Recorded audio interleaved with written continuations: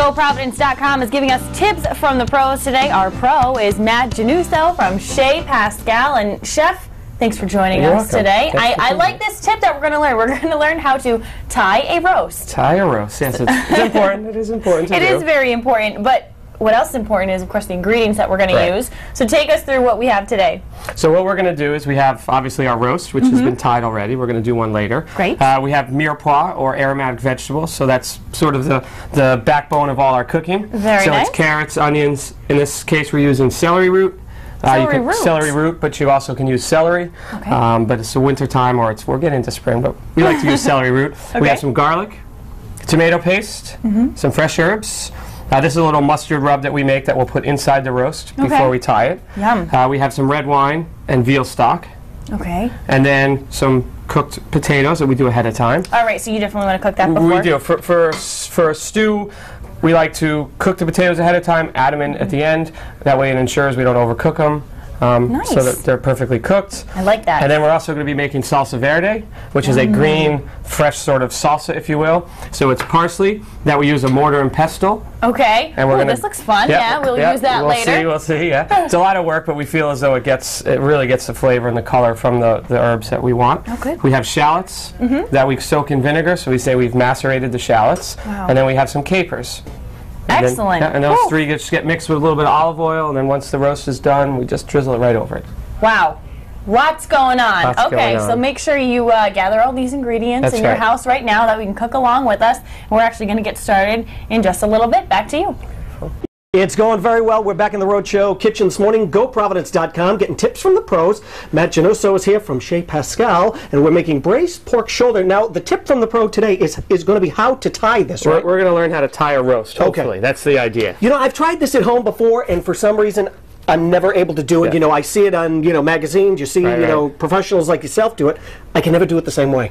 Right. What's the secret? Just practice. Okay. So the way we learned was on a kitchen towel, rather than a piece of meat. So I'll have you follow me. You'll pretend this is a roast. I'll do mine here, and hopefully the end result will look like this. Now the good thing was he was asking this morning if I was a lefty. So I'm a lefty too, just like you. That's important because I try to teach the cooks, if they're right-handed, for some reason, it's just completely opposite. So I'm just going to quickly season the inside of the roast. All right. Salt and pepper. We just do a little bit of, we have this parsley rub that we do, just to give it a little extra flavor. And then the idea, we're just going to roll. So it's basically a roulade. So, so this one's already rolled. That's already rolled. When tying roasts, start from the thick end, work your way to the thin end. So the first thing I do is I'm going to run my string underneath, just like so. So yours is already done like mine's that. Already done. Yep. I do this, bring it over to me, 2 fingers, make a loop, take this string on the bottom, it goes right through, and that makes a little slip knot. All right. Okay? Just like that. That's where you are. Yeah. Okay. So that's where I am here. So the next thing you do is you take your string, like so, with your hands. Okay. Got my hand out. Make a loop, and then come through here and slide it under. I don't think I did it right. Here. So just like this with your hand here. Yeah. You make the loop. Okay, and put it and slide it under. Just slide it under. Okay. And then what happens is that'll pull it tight, like so. And you can control it. The idea is to have the strings all even right down. All the way down. Not only does it accomplish cooking it evenly, it looks beautiful. It does. So we want it to look really nice before we cook this product. So I just keep going up. And then again, it's the same technique. Around, I think, maybe. Underneath. Pull it tight.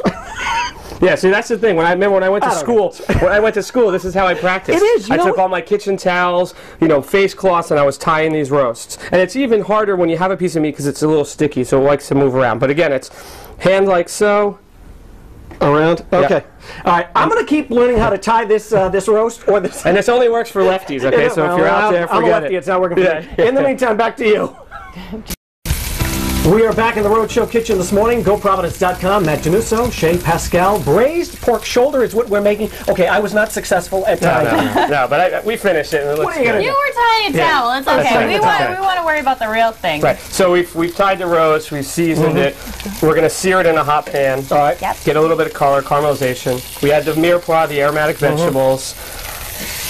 A little bit of oil. A little bit of oil. Just enough. Then what I like to do is I'll do whole cloves of garlic because it's going to cook for a long time, and then once that garlic cooks, it's nice and sweet and tender, and we kind of can squish it on the meat. Put it on the meat. Okay. Right. All right. Okay, so a couple cloves of garlic. Okay. We add a little bit of tomato paste. And that's something that we just like to, once it's added, you want to cook it a little bit just to get a little color. All right. Okay. Yep. And then we add some fresh herbs. Now what is this? What do we got here? We have some rosemary and thyme. Okay. This is kind of a rustic stew, so we like to leave the herbs whole. Sure. Okay. And then the next Get all those flavors extracted exactly. from And the them. next thing you would do is we take red wine, and we want to deglaze. So perhaps if you have a hot pan, you want to turn the heat off because you don't want the alcohol to flame up. All right. What do you mean by deglaze? Deglaze is adding a liquid to remove any bits or particles that have built up on the bottom of your pan. Oh, from the meat. From the meat itself, from the vegetables. Gotcha. Some of the sugars are caramelizing. So we add a little bit of wine. Okay. And just, you want a good quality wine, but it doesn't have to be expensive. I noticed a lot of the, the stores even sell like the smaller ones just for cooking. Can we use that as well? You can. I mean, the way I look at it is, what we're doing with this is being cooked for a long time. We're using it for color, for acidity. Right. If we were finishing a sauce with wine, you'd want something of a good quality because that's what you're going to taste. Okay. But because this is cooking for It's so cooking long, for so it really long doesn't- anyway. Exactly. Okay. Then we add veal stock. We make veal stock almost every day at the restaurant. It's veal bones, aromatic vegetables. It cooks for about 12 hours. And what's great about that is it has a lot of body, viscosity. When it cooks down, it makes a really nice sauce. Okay. So then what we would do is this would come up to a boil. Right. We'd remove maybe a little bit of grease that has come up to the top, and you throw it in a 325-degree oven. So this is braising. Okay, so that's It's a moist cooking method. It's to use tougher cuts of meat and to make them tender. So what we've used here is a shoulder of pork. that looks good. So you think about our shoulders. Right. They work a lot. Yeah.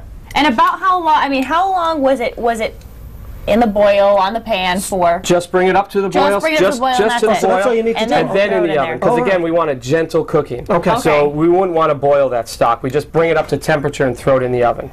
So the next thing we can do is, if you wouldn't mind mixing up Salsa Verde. Okay, so we're gonna put this in first? A little bit of parsley. Okay. So use that spoon and just more of the parsley than the oil. Okay. And then we take our shallots that are macerated in vinegar. So put this in. Is that good? Yep. Okay. And then about that much on the shallot. Now, is this? These flavors obviously must pair well. We have the pork. Exactly. So you have this really rich, hearty pork dish, and then you're going to get a really fresh flavor from the salsa verde. Then you put a little bit of capers, so even Good less than you contrast. do that, because the capers are pretty Very strong, right? They have a strong dry. taste. Yeah. Careful with those. That's right. All right, so put those in. And then what we would do is we would take your extra virgin olive oil and just put enough in there to cover it all. Okay. All right. So we're using extra virgin olive oil. It's good quality. We're going to taste the olive oil, whereas when you cook, you use a blended oil because you don't want to waste the money and or the flavor of the salsa verde. So now, if you don't mind, I'm going to slice this. Okay. Okay. We'll switch. We'll switch. So now we're going to slice our roast.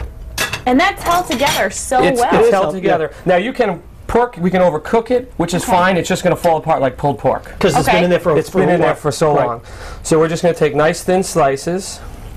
And it's still tied, right? No, The rope is still- okay, good point. I took the rope off. Okay. Once it's cooked, cooled, remove the rope, Okay. then slice it. I have made the mistake once. Just making sure. Just making sure. One of my jobs. I don't want to No. bite a rope. No, you don't want to do Pork that. with a side of rope, please. So then we would just take that this on rope. there. You can see how it just Wow. falls Fantastic. apart. It just falls apart. And you can see That's how the great. roulade.